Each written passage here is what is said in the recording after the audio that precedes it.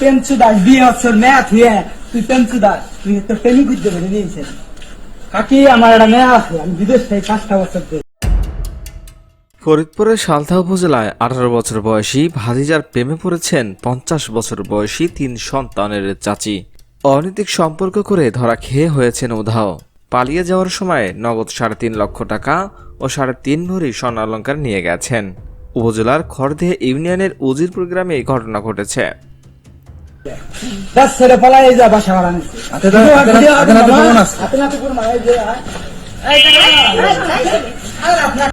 স্থানীয় সূত্র থেকে জানা গেছে, মালয়েশিয়া প্রবাসী উজিরপুর গ্রামে জিয়ারুল শেখের স্ত্রী হেমা বেগমের সঙ্গে দীর্ঘদিন ধরে রানার পরকীয়া সম্পর্ক চলছিল। সম্পর্কে তারা চাচি ভাতিজা। তারা অনৈতিক সম্পর্ক করার সময় জনতার হাতে আটক হয়েছেন এবং পরে তারা সালিশ মীমাংসায় মুক্ত হয়ে পালিয়ে যান।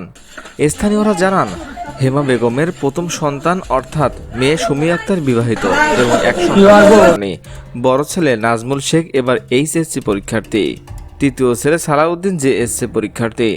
তার এত বয়স হওয়ার পরও এত কম বয়সী ভাতিজার সাথে তিনি কিভাবে পালিয়ে গেলেন? বিষয়টি নিয়ে আপনাদের মতামত জানতে চাচ্ছি। এখনকার মতো এখানে শেষ। পরবর্তী আপডেট জানতে সাথেই থাকুন। ধন্যবাদ।